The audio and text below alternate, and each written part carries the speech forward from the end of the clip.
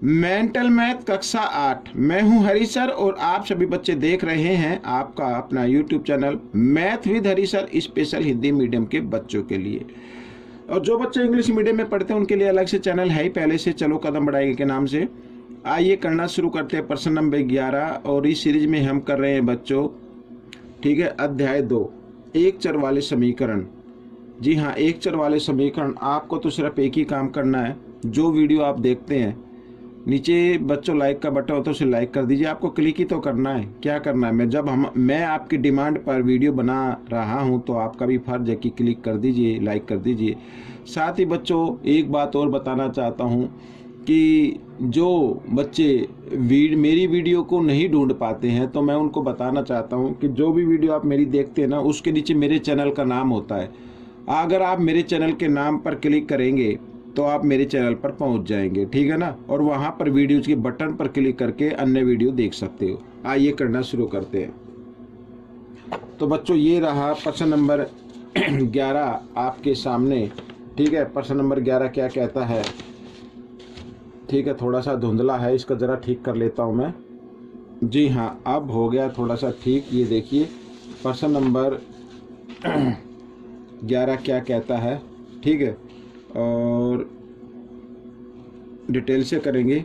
वह कौन सी संख्या है जो स्वयं के 15 गुणा में जोड़ने पर 208 देती है, ठीक है। मानो वह संख्या x है। भाई जिस चीज का आपको नहीं पता उसको x मान लेना। माना वह संख्या x है, ठीक है, वह संख्या क्या x है। अब प्रश्नानुसार सीधा यहीं पे करो। प्रश्नानुसार क्या कहता है, जो स्वयं के 15 गुना में, ये x है ना, इसका 15 गुना ये हो गया, ठीक है। में जोड़ने पर 15 गुना में जोड़ने पर इसी को जोड़ दो x को, तो कितना आता है 208 देती है। ये 208 हो गया, ठीक है। क्या लिखा है, जो स्वयं तो संख्या x होगी के 15 गुना जोड़ने पर, 15 गुना ये जोड़ दिया तो 15x और 1x कितना हो गया, 16x हो गया, ठीक है, बराबर 208, ठीक है। आइए x 16 इधर गुणा में इधर आकर वो भाग में आ जाएगा तो भाग कर लेते हैं 208 बटे 16, ठीक है, इस तरीके से। तो 16 एकम 16, 4 बच गए 8, ये 16 3 48, तो x बराबर कितना आ गया, 13 आ गया। तो बच्चों वो संख्या आपकी क्या होगी, 13 है। क्या है, 13, ये आपका उत्तर है। आइए प्रश्न नंबर 12 कर लेते हैं। प्रश्न नंबर 12 भी आसान है। देखो लिखा है, एक संख्या 84 से उतनी ही अधिक है जितनी 108 से कम है, वह संख्या बताओ। मानो वह संख्या क्या है, x है। लिख लो, माना वह संख्या x, ठीक है। तो प्रश्नानुसार अब कहता है 84 से उतनी अधिक है। मान लो 84 से अधिक है तो 84 में हम क्या कर देंगे, उसको जमा कर देंगे और बराबर, ठीक है, जितनी 108 से कम है। 108 से कम है तो इसमें उस संख्या को घटा दीजिए। तो पहले x का मान ज्ञात कर लेते हैं, बाद में संख्या ज्ञात कर लेंगे, ठीक है। अब बच्चों देखो इधर x है, आपको ये x भी लेके आना है इधर बाईं तरफ, तो इधर घटा का इधर आकर ये जमा का हो जाएगा और 108, ठीक है। अब 84 को ले आओ, आप दाईं तरफ ले आओ, इसके सामने कोई निशान नहीं है ना, तो ये जमा का इधर आकर घटा का हो जाएगा इस तरीके से, ठीक है। आई यहाँ पर ये घटा का था तो जमा का हो गया, ये जमा का, ठीक है। इधर 1x और 1x 2x बराबर। अब बच्चों यहाँ पर हम इसको 84 को घटा, 8 में से 4 गए 4, ठीक है। यहाँ 10 में से 8 गया 2 आ गया। अब 2 से इसको काट देते, 2 एकम 2 और 2 एकम 2, 2 दूनी 4, तो x बराबर कितना आ गया, 12 आ गया, ठीक है। x का मान कितना आ गया, 12 आ गया। अब संख्या क्या होगी, अब इस 12 को ना आप संख्या क्या होगी, संख्या इस x का मान या तो इसमें जमा कर लो या इसमें से घटा दो, आपकी संख्या आ जाएगी। आइए जमा कर लेते, 84 जमा 12, तो बच्चों 4 में से 4 और 2 कितना होता है, 6, 8 और 1 9, तो 96 आ गई, ठीक है। तो आपको इसका एक शॉर्ट ट्रिक बता देता हूँ, जब कभी भी इस तरीके का कोई प्रश्न आए, ठीक है, 84 से उतनी ही अधिक है जितनी 108 से कम है, तो आपको क्या करना है, वो संख्या निकालने के लिए ये शॉर्ट ट्रिक बता रहा हूँ मैं, ठीक है। जब टिक मार्क के आ जाते हैं तो इन दोनों संख्याओं को आप जमा कर दें, दोनों संख्याओं को क्या कर दें, जमा कर दें और 2 से भाग कर दें, आपका आंसर आ जाएगा 8 और 4 12, ठीक है। 8 और 1 9, यहाँ पर ये आ गया, 2 से इसको भाग कर दे दो नीम 18, 2 6 12, तो 96। इस तरीके से आपका आंसर आ जाएगा। आइए करते हैं प्रश्न नंबर 13 क्या कहता है बच्चों, ये भी देख लेते हैं। प्रश्न नंबर 13 बहुत ही आसान है, आप इसको जरा ध्यान से देखिए, ठीक है ना। ये कई कमेंट्स आए सर आप इसको ना दोबारा बताएं, एक्सप्लेन करें। जो मेरा दूसरा चैनल है चलो कदम बढ़ाए चैनल की बात कर रहा हूँ, उस पर काफ़ी कमेंट्स आए, तो आप इसे जरा ध्यान से देखो। देखो क्या कहता है, 1 2 अंकों की संख्या के अंकों का योग 9 है। भाई 2 अंकों की संख्या के अंकों का योग क्या है, 9 है। जैसे मान लो कोई भी अंक होते हैं, मान लो यहाँ पर ये 35 लिखा है मैंने, 2 अंक हो गए ना, 2 संख्या की, तो 35 हो गए। अगर इनको हम जमा करें 5 और 3 8, इसका तो आया 8, लेकिन यहाँ पर कोई ऐसी संख्या है जिसके अंकों का योग क्या है, 9 है। अगर मान लो यहाँ पर पहला अंक अगर मान कहते हैं भाई पहला अंक तो 3 है, तो दूसरा अंक क्या होगा, तो दूसरा अंक कैसे ज्ञात करेंगे। मान लो पहला अंक तो 3 है, दूसरे अंक ज्ञात करने के लिए योग में से, इस योग में से पहला अंक आप क्या कर दे, घटा दे, तभी तो आएगा ना दूसरा। तो इसी तरीके से इसमें करना है, ठीक है। तो इसमें पहला अंक तो दिया हुआ नहीं, यानी इकाई का अंक नहीं दिया हुआ है, तो या दाएं का भी अंक नहीं है, तो हम इसमें इकाई का अंक मान लेते हैं। तो माना इकाई अंक, ध्यान से देखना बच्चों, माना इकाई अंक, ठीक है, माना इकाई अंक कितना x है, तो 2.5 अंक कितना होगा, 2.5 अंक हो जाएगा बच्चों, योग में से पहले अंक को घटा दो, ठीक है, ये हो गया। अच्छा संख्या कैसे बनती है, संख्या भी बनानी है, ये भी आपको सीख लेना है। संख्या बनती है बच्चों, अगर हम 2.5 के अंक को, ये 2.5 का अंक ये है, अगर इसको हम 10 से गुणा करके इकाई के अंक में जमा कर दे तो संख्या बन जाती है, ठीक है। आइए करते हैं, 10 को 9 से गुणा करेंगे, 10 × 9 90, और घटा 10 को x से गुणा किया 10x और जमा 1x, ठीक है। आइए आगे कर लेते, तो 90 और ये घटा है, ये जमा, एक जैसे पद है ना, तो 10 में से 1x घटाएंगे, घटा 9x आ गया, ठीक है। ये यहाँ पर पहला समीकरण बन गया। अब आप कहेंगे सर ये 10 से गुणा क्यों किया, मैं आपको बताता हूँ। यहाँ पर ये मैंने जो अंक लिए थे ये इकाई 2.5 ऐसे लिया था ना, इकाई 2.5, तो कैसे बनते, अगर 2.5 के अंक को हम 10 से गुणा कर दे और उसे इकाई के अंक में जमा कर दे, ठीक है, तो बोर्ड मास का रूल अप्लाई करना, पहले गुणा करना, 10 तिया कितना होता है 30 और जमा 5, तो बन गया ना 35।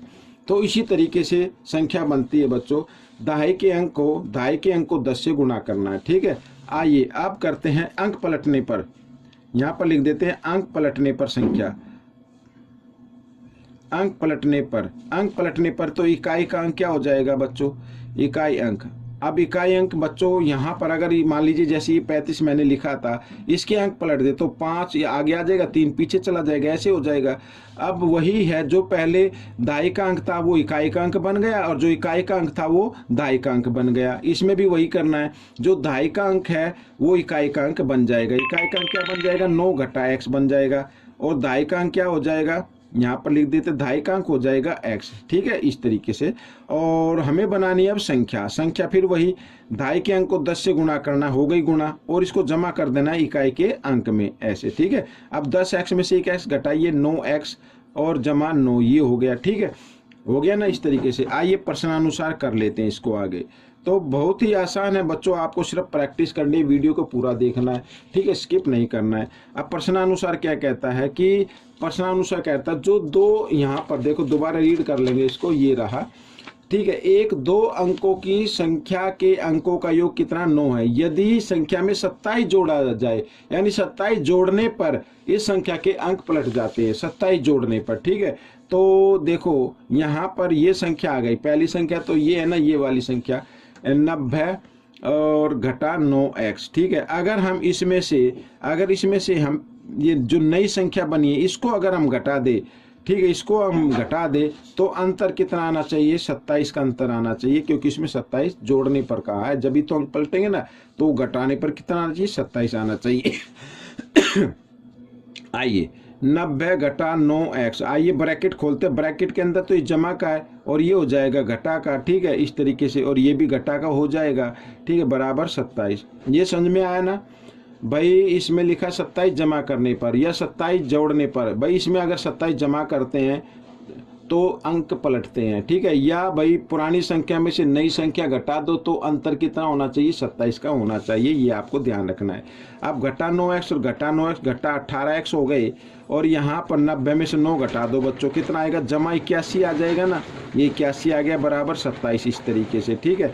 अब जमा 81 है बच्चों, इसको ले आना इस साइड में, घटा हो जाएगा, तो इधर लिखते घटा 18x और बराबर इधर क्या होगा 27, और 81 इधर है ना, ये 81 क्या है, यहाँ पर जमा का है, और इधर आकर ये घटा 81 हो जाएगा। आइए घटा लेते, तो घटा 18x बराबर 1 में से 7 नहीं जाएंगे, यहाँ से 11 में 7 गए 4 आ गया, ठीक है। यहाँ पे क्या रहेगा 7, 7 में से 2 गए 5 आ गया, और बड़े नंबर के सामने घटा का निशान है, घटा का निशान आ गया, तो घटा से घटा का निशान कट जाता जब दोनों तरफ आता है, तो x बराबर 54, और 18 इधर गुणा में, इधर आकर ये भाग में हो जाएगा, ठीक है। 18 से काट देंगे, 18 कम 18, 18 3 54, तो यहाँ पर x का मान तो आ गया बच्चों कितना, 3 आ गया, ठीक है। x का मान कितना आ गया, 3 आ गया, यहाँ पर इकाई अंक कितना आ गया, 3 आ गया, यहाँ पर 3 आ गया, तो दहाई अंक क्या है वो भी निकाल लेते हैं, आइए नीचे लिख लेता हूँ मैं यहाँ पर, तो इकाई अंक आ गया बच्चों 3, दहाई अंक कितना आएगा, दहाई अंक, ठीक है, दहाई अंक था 9 घटा x था ना, 9 घटा x था, ये रहा 9 घटा x, तो 9 घटा x का मान 3, यानी 9 में से 3 घटाएंगे 6, तो संख्या कैसे बनेगी, इकाई इधर लिखा जाता है, दहाई इधर लिखा जाता है, या तो ये संख्या हो सकती है, ठीक है ना भाई, जिसने हो सकता है शुरू में किसी ने इकाई का अंक ये लिया हो, दहाई का अंक ये लिया हो, तो ये संख्या हो सकती है, या फिर ये संख्या हो सकती है, ठीक है। ये इस अंक को आगे लिख देंगे, इसको पीछे लिख देंगे, तो बच्चों इस तरीके से सवाल आपका हल हो गया। आइए करते हैं प्रश्न नंबर 14, ये रहा आपके सामने। तो प्रश्न नंबर 14 क्या कहता है, देखो बहुत ही आसान है, ये भी कहता है एक संख्या का 3/4 उस संख्या के 1/3 से 60 अधिक है, ठीक है। संख्या बताओ, तो माना वह संख्या क्या है, x मान लो, माना वह संख्या x, इस तरीके से माना वह संख्या x है, प्रश्नानुसार कर लो इधर ही, ठीक है। कहता है संख्या का 3/4, संख्या का 3/4 यानी इसके बटे 3 कर देंगे, 3/4 हो गया, उस संख्या के 1/3 से, ठीक है, इसका 1/3 ये हो गया, इसका 1/3 सॉरी चौथाई है, 3/4 बच्चों, 3/4 ये हो गया 3x/4, ठीक है, 3/4 उस संख्या के 1/3 से, 1/3 ये हो गया, से 60 अधिक है, 60 अधिक कौन सी है, 3/4 वाली अधिक है, ठीक है। अगर हमें बराबर करना है तो इस संख्या को 60 जमा कर देना इस संख्या में, तो बराबर हो जाएंगी, ठीक है। इस तरीके से करते हैं समीकरण के सवाल, बराबर के निशान हल करके करते हैं, ठीक है भाई। क्वेश्चन में कहता है एक संख्या का 3/4, ये 3/4 हो गया, 3x/4 या 3x/4 हो गया, और उस संख्या के 1/3 से, एक संख्या का 1/3 x/3 हो गया, भाई 1/3 तो ये होता है 1/3, और संख्या का यानी का के लिए गुणा और x, तो गुणा करेंगे तो x/3 ही आएगा ना, तो इस तरीके से मैंने डायरेक्ट लिख दिया, ये 1/3 होगा, ये संख्या से 60 अधिक है, 60 अधिक क्या है, ये वाली संख्या, क्वेश्चन में कहता है ये वाली अधिक है, अगर हमें बराबर करनी है तो इसमें 60 अधिक करना पड़ेगा, ठीक है। आइए करते हैं क्वेश्चन को। अब बच्चों क्या करना, 3x/4 इसको ले आओ इस तरफ, ठीक है, बाई तरफ ले आओ, तो x/3 हो जाएगा। अब बच्चों लगातार संख्या जब आती है तो आपको क्या करना है, गुणा कर देना है, वही आपका लघुत्तम बनेगा। भाई लघुत्तम लेके इनको जमा या घटा कर सकते हैं, 3 चौक 12, ठीक है, 12 आ गया, साथ ही क्रॉस में भी गुणा कर देना, 3 की 3 के साथ कर देंगे तो 9x आ जाएगा, और 4 की x के साथ करेंगे तो घटा 4x आ जाएगा, बराबर कितना हो जाएगा, 60 हो जाएगा, ठीक है ना, 60 हो गया। तो इस तरीके से, तो आइए आगे कर लेते हैं, 9x में से 4x अगर हम घटा दे तो कितना आ जाएगा बच्चों, मैं इधर लिख लेता हूँ, ठीक है ना, इधर तो 5x हो जाएगा, 5x बराबर 60, और ये 12 इधर भाग में ना, इधर आकर ये गुणा में हो गया, इस तरीके से 5 इधर गुणा में, इधर आकर भाग में हो जाएगा, तो x का मान आपका आ जाएगा, इस तरीके से ये आ गया, ठीक है। 5 से 60 को काट दें तो 12 पे कट जाएगा, 12 गुणा 12 कितना होता है, 144 होता है, तो बच्चों ये आपका उत्तर आ गया, ठीक है। प्रश्न नंबर 15 क्या कहता है, ये रहा आपके सामने, ये भी बड़ा ही आसान है। दो संख्याओं का अनुपात दिया हुआ 3:4, यदि दोनों संख्याओं में 7 जोड़ दिया जाए तो अनुपात 4:5 हो जाता। छोटी संख्या बतानी है, यानी छोटा अनुपात हमें बताना होगा, ठीक है। तो माना संख्या, यहाँ पर भाई अनुपात दिया हुआ ना, माना संख्याएं आप इनके साथ ना x लगा ले। दो संख्याओं का अनुपात दिया ना, माना संख्या 3x व 4x है, ठीक है। अब